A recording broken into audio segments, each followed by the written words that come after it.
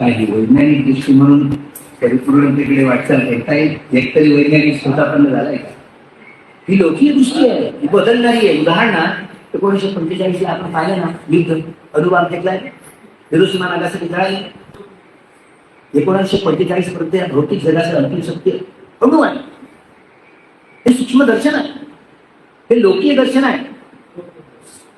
1968 पर्यंत हाच समज होता.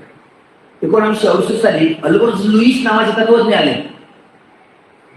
त्यांनी बबल चेंबर नावाचं उपकरण संशोधित केलं.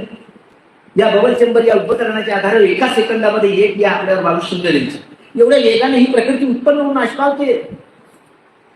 एक या आकड्यावर 22 शून्य द्यायची एका सेकंदामध्ये. एवढ्या वेगात ही प्रकृती हा निसर्ग बदलतो, उत्पन्न होऊन नष्ट होतो.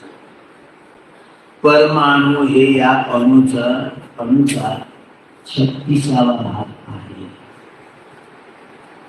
हे सूक्ष्मदर्शन कसं होईल? माझ्या बुद्धीला नाही पडत ना.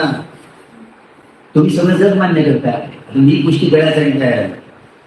हे सूक्ष्मदर्शन नाही होऊ शकत. अठ्ठकला का भगवान बुद्धांची संबोधित ज्ञानाची दृष्टी पर्यंत.